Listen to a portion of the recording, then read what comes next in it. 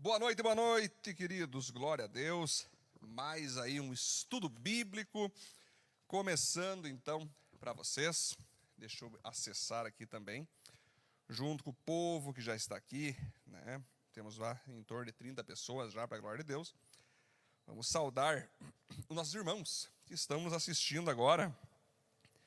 Jean Carnelucci, Rodrigo, Tânia, a Viva Condor, olha a Tânia aí, maravilha, manda abraço pro Zé aí.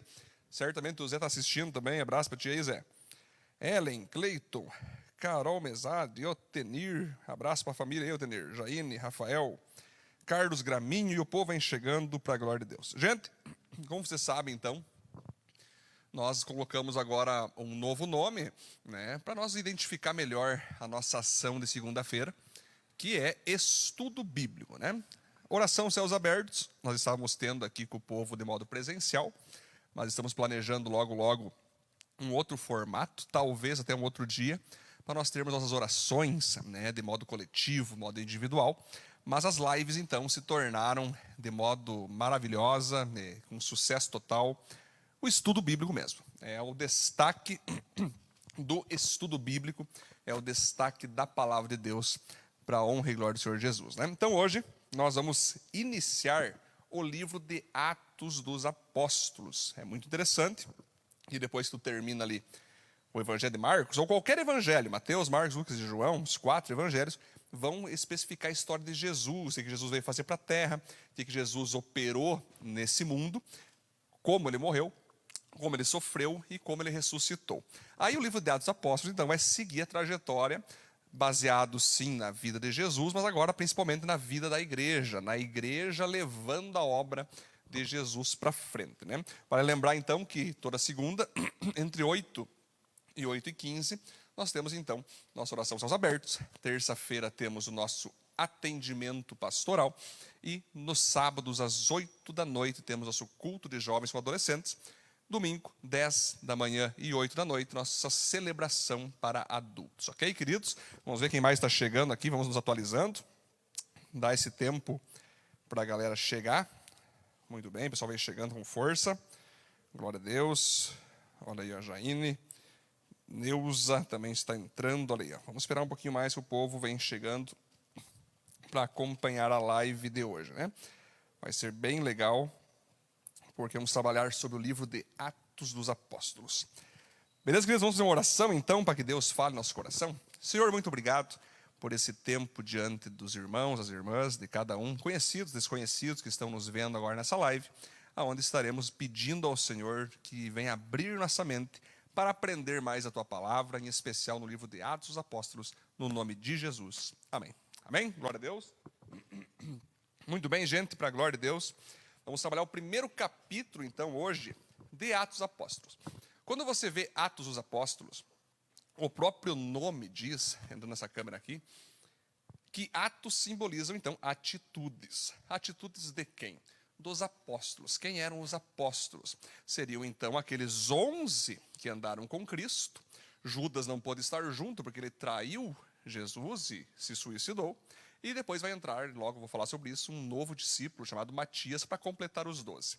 Então, o livro de Atos, ele vai focar em especial nos primeiros passos, nas primeiras atitudes que os primeiros cristãos tiveram sobre a terra, no qual nós chamamos de igreja primitiva.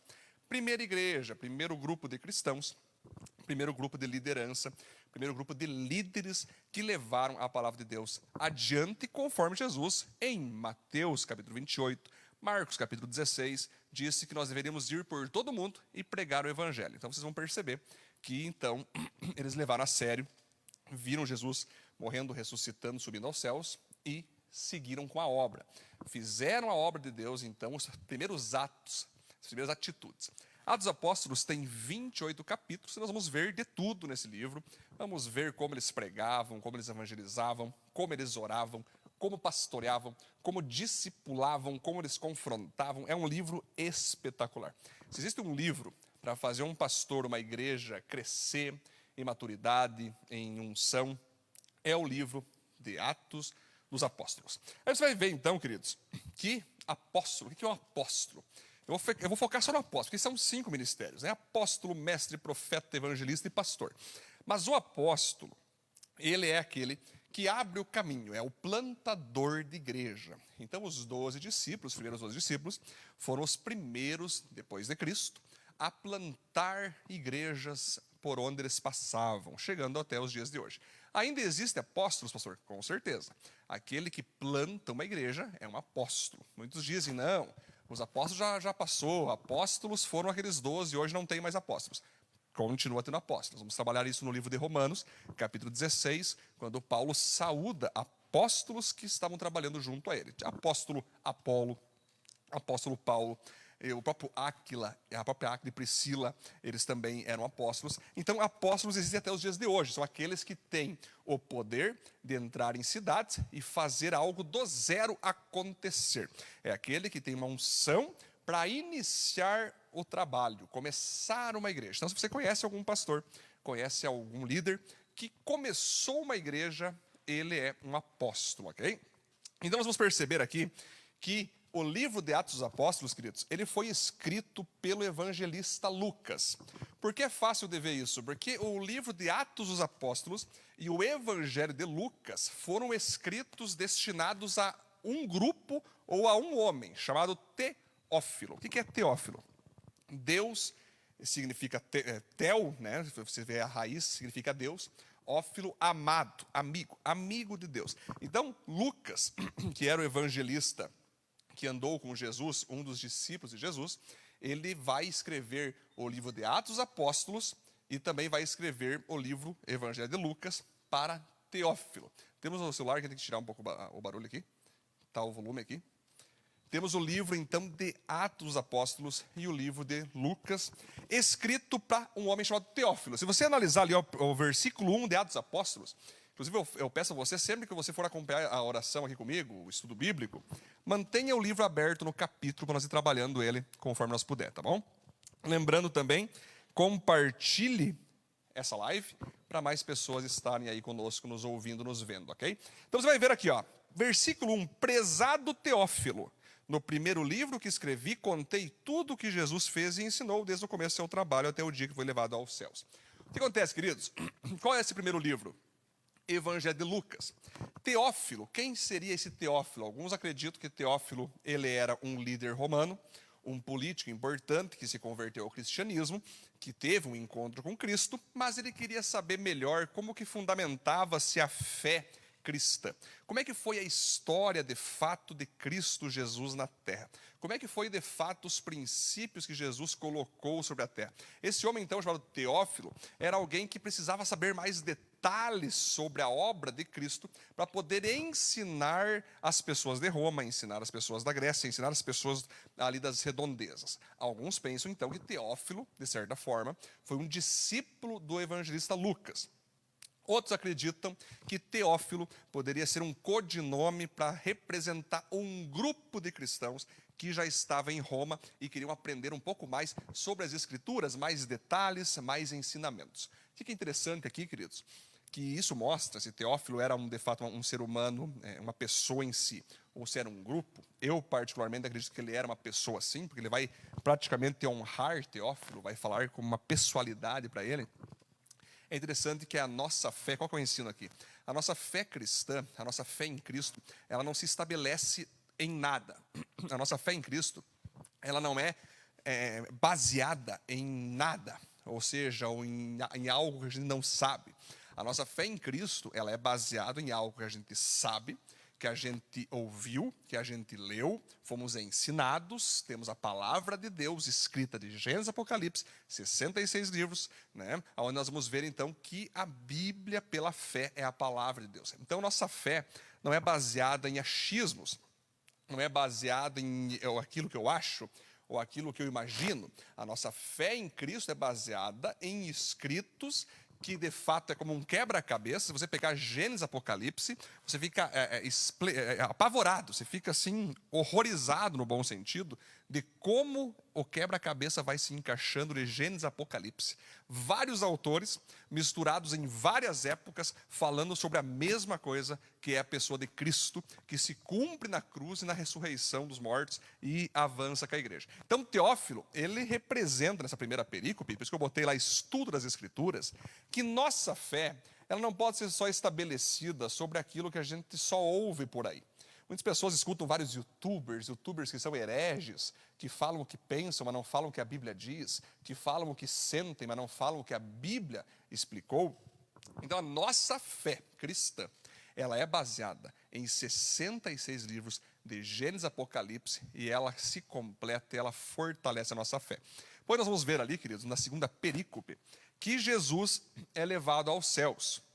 Então, Jesus, ele vai ficar 40 dias ressuscitado entre os discípulos. É interessante que Jesus, então, ele não só ressuscita. As pessoas imaginam que Jesus ressuscitou depois de 3 dias e no mesmo dia foi levado aos céus. Não foi assim, queridos. Ele ficou 40 dias. Pensa essa quarentena que nós passamos. Agora já virou setentena, cententena, já virou quase 365 tenas já, né? É uma coisa maravilhosa a quarentena que já saiu da quarentena há muito tempo. Mas imagina, Jesus ficou 40 dias ressuscitado no meio dos discípulos, né? Aí os discípulos, com aquela visão judaica, né? Eles ainda estavam com aquela cabeça partidária, exclusivista, achando que só Israel merecia salvação, merecia governar o Império Romano. Eles perguntam, Jesus, já que tu ressuscitou aí, podemos continuar lançando a tua pré-candidatura, cada um que está aparecendo. Gente, agora eu vou ter que falar para vocês aqui. Eu estou no Facebook às vezes, cara, mas aí aparece um monstro, sou pré-candidato a vereador. Pelo amor de Deus, Deus proteja a nossa cidade de Panambi. Que Deus proteja a nossa cidade.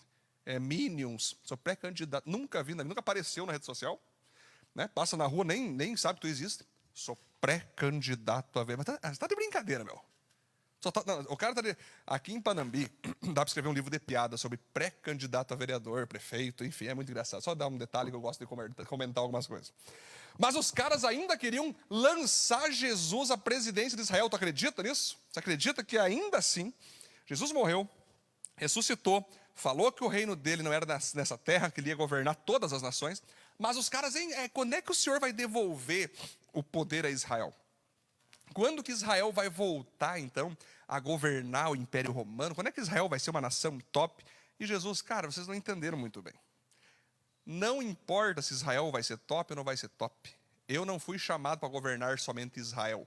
Eu fui chamado para governar todas as nações. O diabo, no Mateus capítulo 4, chega para Jesus e fala assim, Jesus, está vendo os reinos dessa terra? Olha ali, ó, Rússia, China, posso te dar todos esses reinos. O que você acha? Jesus, cara, como você pode me dar todos os reinos? Eles já são meus.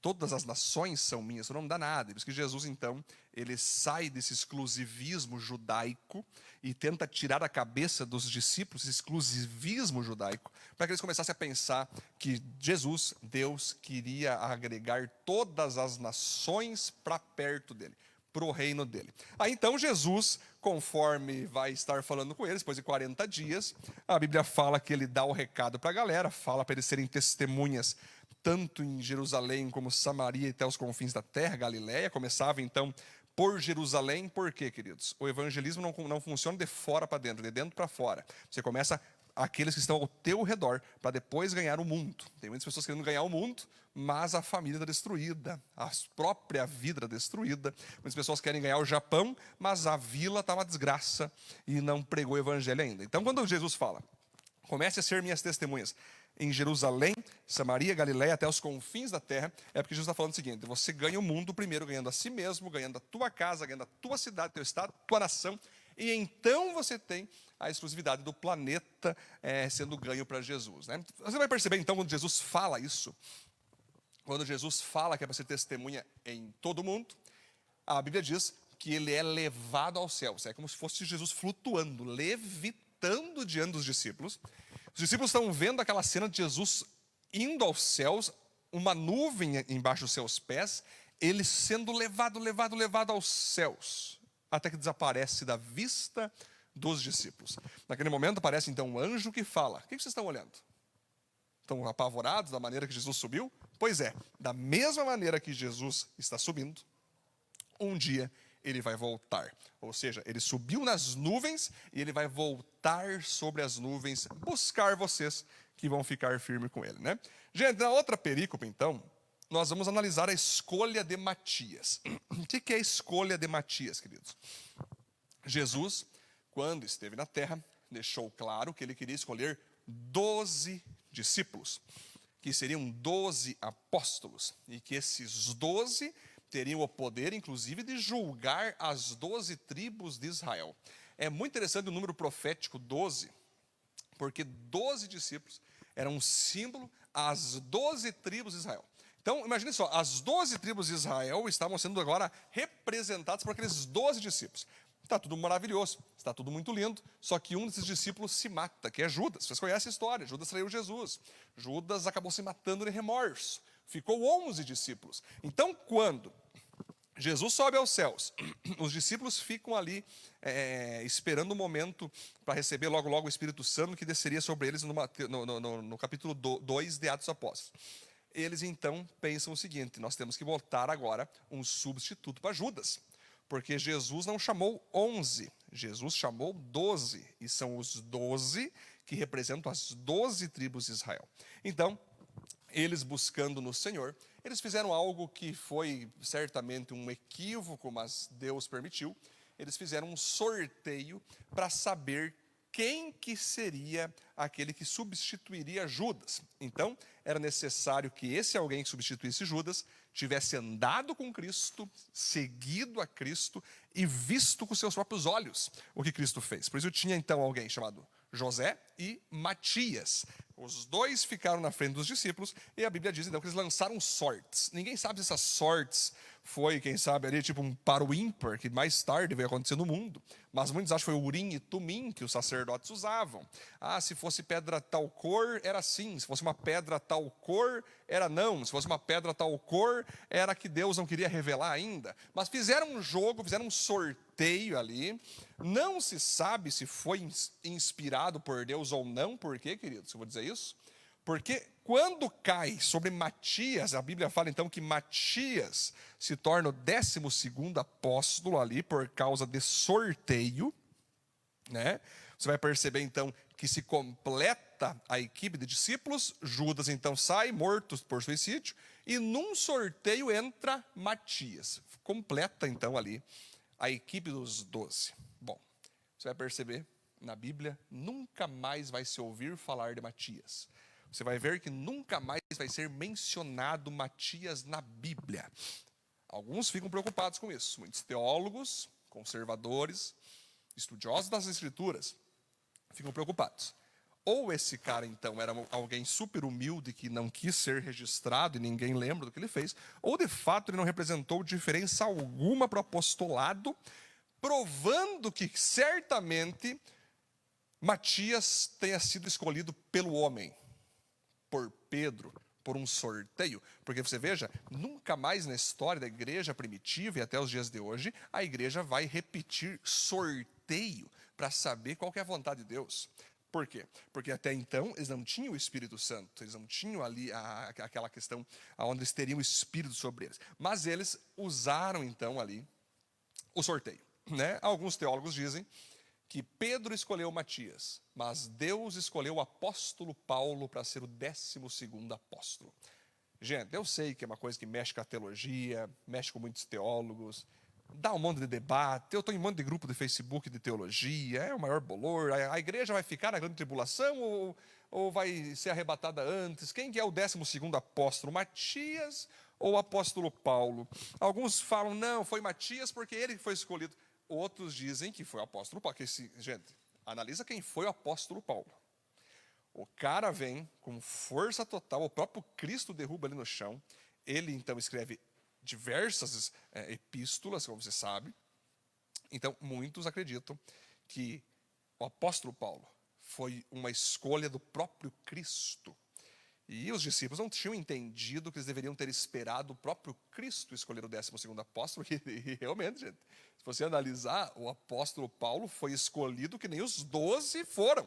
Quando Jesus apontou para os 12, vem e segue-me, vem e segue, vem e segue-me. O apóstolo Paulo fez assim também, ele derrubou o apóstolo Paulo no chão e falou, vem e segue-me. Mas isso fica a dica aqui para nós, quem sabe, entender o seguinte, que muitas vezes aquilo que o homem deseja sobre você cai por terra quando Jesus aparece e te dá um novo mover, uma nova unção. Então, Matias é escolhido no lugar de Judas, mostrando, queridos, que, de fato, ninguém é insubstituível.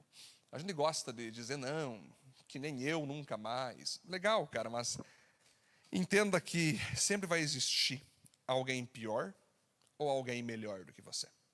Então, se você é bom, quero que você sempre fique feliz de saber que você é melhor do que milhares. Mas, ao mesmo tempo, quero que você pense que tem gente muito melhor do que você. E isso deve nos consolar. Nós ficamos felizes por sermos bons e melhores do que outros, mas também ficamos humildes por saber que tem pessoas melhores do que nós. Então, os 12 discípulos ali são compostos, naquele momento, então, por Matias. Por quê, queridos? A obra do Senhor, ela tem que continuar. Eu sempre falo que, muitas pessoas falam, poxa, em tal igreja aconteceu uma blasfêmia horrível, em tal igreja aconteceu um pecado horrível, nunca mais essa igreja vai se levantar. Pense com você, queridos, a igreja de Jesus tinha um cara que traiu Jesus, que cometeu suicídio. A igreja de Jesus teve um cara que negou Jesus 3 vezes. A igreja de Jesus teve um cara que não acreditava em Jesus. A igreja de Jesus tinha competição entre Pedro com João. Era um bolor só. A equipe de Jesus era uma equipe muitas vezes imatura. Pecava, levantava, pecava, levantava. Mas o principal não está em quem a equipe é, mas em quem a equipe serve. Eu sempre digo que o dono da igreja, o Senhor da igreja é o Senhor Jesus Cristo. E Ele quis usar a você, usar a mim, pessoas fracas perante o mundo, pessoas, quem sabe, incultas perante poderosos, mas é com esse time que Jesus está avançando a sua igreja, Estamos praticamente em todas as nações da terra, porque Jesus, então, ele sabe como fundamentar uma equipe, ele sabe como dar recomeços para uma equipe. Aquela equipe estava desfalcada, mas Deus, em sua glória, colocou um substituto, pode ter sido Matias ou mais para frente o apóstolo Paulo, mas Jesus, ele supriu aquela equipe. Então, se você está vivendo um momento difícil na tua igreja, um momento difícil na tua empresa, ou na tua família, que você perdeu alguém, que alguém saiu, alguém foi embora, ou alguém até tenha morrido, e você pensa que não tem mais jeito de seguir em frente, tome cuidado. Jesus, se você confiar nele, ele pode fazer recomeços, ele pode colocar pessoas novas na tua vida, ele pode colocar pessoas melhores na tua vida, ele pode agregar pessoas ainda mais extraordinárias na tua vida. Mas para isso, você precisa acreditar e confiar que Jesus é o Deus dos recomeços, Jesus é aquele que agrega, que substitui, que nunca vai deixar um vazio no teu coração, no teu time, na tua família e na tua equipe. Amém, queridos? Então, por enquanto é isso. Esse é o capítulo 1 do nosso livro Atos dos Apóstolos. E eu quero ver aqui quem mais está chegando. Olha aí, ó. Silvana também está chegando aqui. Kátia, Nayara, Elemar, Ariane, Carolina, Ivan, Diego, Emerson, Cássio Malheiros, Lone, minha mãe também está aqui, Léo, Alessandro, e a galera vem chegando, glória a Deus, queridos. Vale a pena eu relembrar todos vocês, para vocês compartilharem, né, queridos? Você que está assistindo, então temos aí em torno de 40 pessoas, compartilha, joga para frente essa palavra, para mais pessoas serem abençoadas. Oremos então. Senhor, muito obrigado por esse primeiro estudo de Atos Apóstolos, capítulo 1, que o Senhor fale cada vez mais ao nosso coração, para que a gente venha continuar crendo, Deus, e esperando a Tua tão aguardada volta dos céus para nos buscar. Obrigado por nos ensinar, Deus, que nós sempre teremos um substituto em nossa vida. O Senhor jamais vai deixar nós desfalcados. O Senhor sempre vai nos suprir de alguma maneira para seguirmos com a Tua obra adiante. Obrigado, Deus, porque a Tua Escritura nos faz fundamentar nossa fé em algo sólido, como Lucas disse para Teófilo. Quando Lucas disse que existe toda uma história de Cristo, toda uma doutrina onde a nossa fé se estabelece. Portanto, eu oro para que cada um que está me assistindo tenha uma prática de leitura diária da Tua palavra, para a honra e glória do Teu nome. Amém. Amém? Glória a Deus, queridos. boa noite. Até semana que vem nós retornamos com Atos capítulo 2. Valeu.